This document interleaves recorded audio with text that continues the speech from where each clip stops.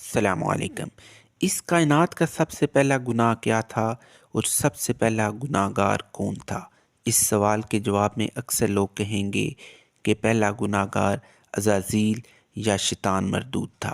اس نے یہ گناہ اس وقت کیا جب حضرت آدم علیہ السلام کو سجدہ کرنے سے انکار کر دیا اور کہا تھا کہ میں اس سے بہتر ہوں، مجھے تو آگ سے پیدا کیا گیا ہے جبکہ اسے مٹی سے۔ یعنی کائنات کا پہلا گناہ غرور و تکبر تھا جس نے عزازیل کو ابلیس بنا دیا تھا۔ لیکن تاریخ انسانی میں اس سرزمین پر پہلا گناہ جس شخص نے کیا تھا اس کے متعلق بہت کم لوگ واقف ہیں۔ دراصل حضرت آدم علیہ السلام کے پاس اس دنیا میں تشریف لانے کے بعد آپ علیہ السلام کے ایک بیٹے نے آپ کے دوسرے بیٹے کا قتل کر کے تاریخ انسانی کا سب سے پہلا گناہ کیا تھا۔ وہ قاتل کون تھا، یہ قتل کیوں ہوا تھا اور وہ معصوم مقتول کون تھا، اس ویڈیو میں ہم اس قصے کو مکمل بیان کریں گے۔ یہ اس وقت کی بات ہے جب روئے زمین پر انسانی زندگی کی ابتدا ہوئی تھی۔ بابا آدم علیہ السلام اور اماں حوا علیہ السلام کو ایک ممنون پھل کھانے کی وجہ سے بطور سزا جنت سے دنیا میں بھیجا گیا تھا۔ آپ دونوں نے اللہ کی بارگاہ میں بہت التجا اور معافی مانگی۔ بخشش طلب کرنے کے بعد اس فانی دنیا میں آپ دونوں سزا کاٹ رہے تھے۔ چند عرصے بعد اماں حوا علیہ السلام سے اولاد کی پیدائش ہوئی۔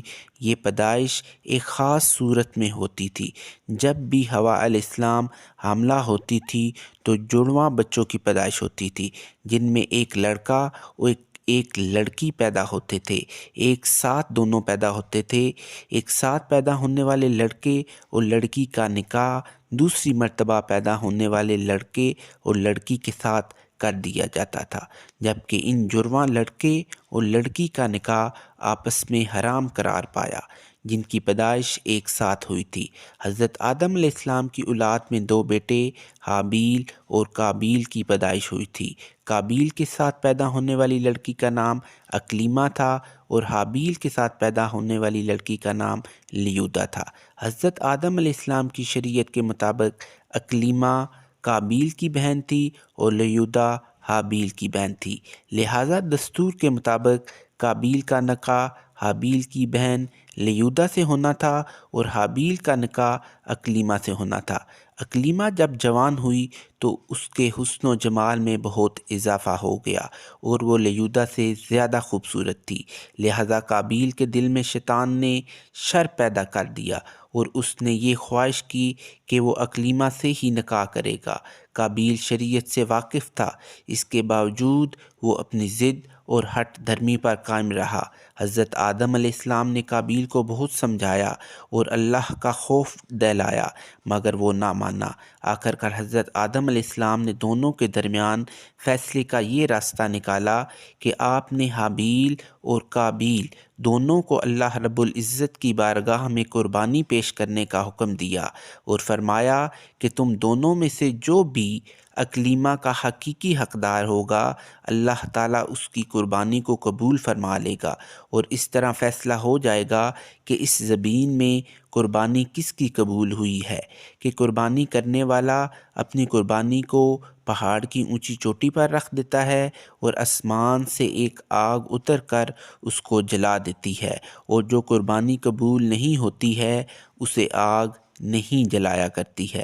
اگلی صبح حابیل اپنی بہترین مویشیوں کو ساتھ لایا اور ان میں سب سے اعلیٰ قسم کی بھیڑ کو قربانی کے لیے پیش کر دیا۔ قابیل چونکہ کھیتی باڑی کیا کرتا تھا لہٰذا اس نے کچھ اناج اٹھایا اور لایا جو کہ سب سے گھٹیا قسم کا تھا۔ قابیل نے سوچا کہ اگر اس کی قربانی قبول ہو گئی تو ویسے بھی اس اناج کو جل جانا ہے، تو اچھی فصل کو برباد کرنے کا کیا فائدہ، لہٰذا وہ ردی اور ناقص قسم کا اناج اٹھا کر لے آیا۔ جبکہ حابیل ایک نیک سیرت اور اللہ سے ڈرنے والا شخص تھا، چنانچہ اس نے نیک نیتی کے ساتھ خالص اللہ کی رضا حاصل کرنے کے لیے اپنی بہترین مویشی کو پیش کر دیا۔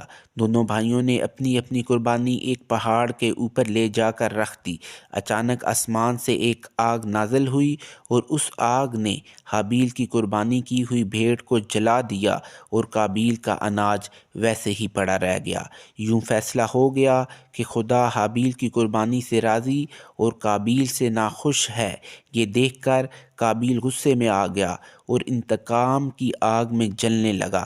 اس نے سب کے سامنے یہ اعلان کر دیا کہ وہ حابیل کو جان سے مار دے گا، اور اس کے جواب میں حابیل نے اس سے کہا کہ اگر تمہاری قربانی قبول نہیں ہوئی ہے تو اس میں میرا کیا قصور ہے، بلکہ تمہیں تو یہ کرنا چاہیے کہ پرہیزگاری کی راہ اختیار کریں، اور اس صورت میں شاید تمہاری قربانی قبول ہو جاتی، اور اگر تم مجھے مارنے پر ہی تلے ہوئے ہو تو میرا قطعاً ایسا کوئی ارادہ نہیں ہے۔ میں بہرحال اس معاملے میں تم پر ہاتھ نہیں اٹھاؤں گا، کیونکہ میں اسے بہت بڑا ظلم سمجھتا ہوں۔ قابیل حسد کی آگ میں جل رہا تھا، اس پر اس نصیحت کا کوئی اثر نہ ہوا۔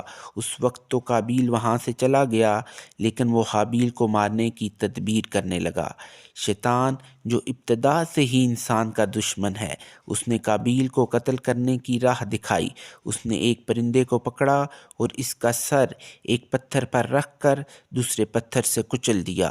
قابیل کو معلوم ہو گیا کہ قتل کس طرح کرنا چاہیے۔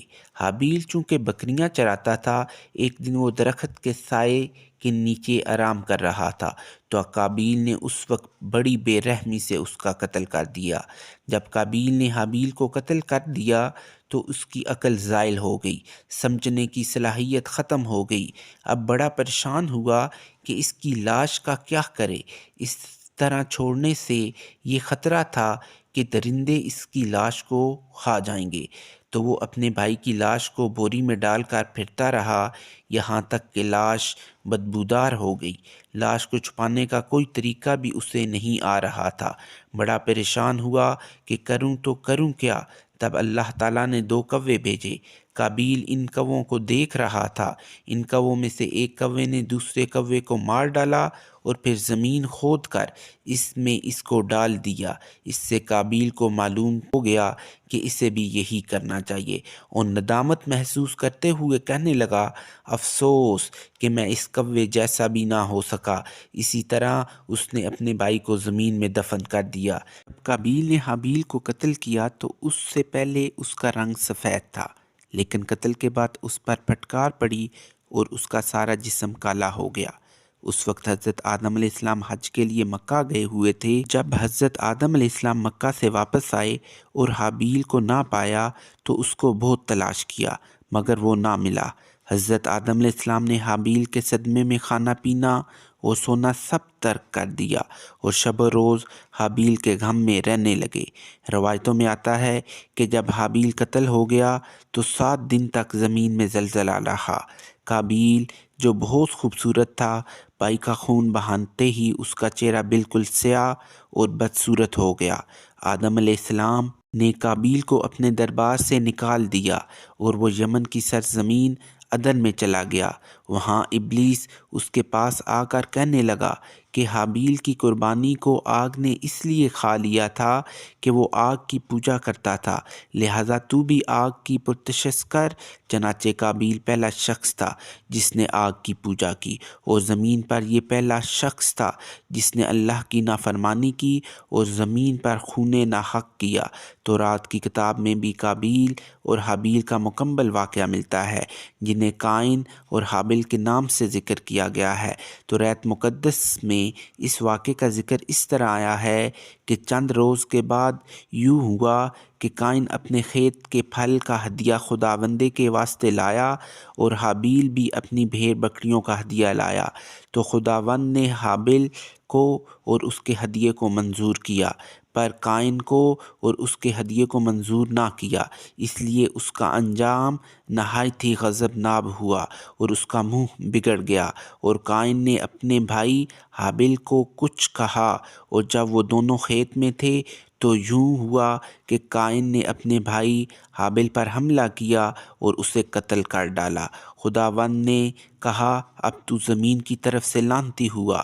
تب قائن نے خداوند سے کہا کہ میرا سزا برداشت سے باہر ہے، دیکھ آج تو نے مجھے روئے زمین سے نکال دیا ہے اور میں تیرے حضور سے روپوش ہو جاؤں گا اور زمین پر خانہ خراب اور آوارہ رہوں گا، اور ایسا ہوگا کہ جو کوئی مجھے پائے گا قتل کر ڈالے گا۔ سو قائن خداوند کے حضور سے نکل گیا اور عدن کے مشرق کے علاقے میں جا بسا۔ قابیل کا انجام یہ ہوا کہ اس کے ایک لڑکے نے جو کہ اندھا تھا اس کو پتھر مار کر قتل کر دیا، اور یہ بدبخت آگ کی پوجا کرتے ہوئے کفر و شرک کی حالت میں اپنے ہی لڑکے کے ہاتھ سے مارا گیا۔ حدیث میں آتا ہے کہ نبی کریم صلی اللہ علیہ وسلم نے فرمایا کہ زمین پر قیامت تک جو بھی خون ناحق ہوگا اس کے عذاب کا ایک حصہ اور بوجھ گناہ قابیل پر بھی ہوگا، کیونکہ اس نے سب سے پہلے قتل کا طریقہ ایجاد کیا تھا۔ دوستو، اگر آپ کو یہ ویڈیو اچھی لگی ہے لائک کریں اور اپنے دوستوں کے ساتھ شیئر کریں۔ اللہ حافظ۔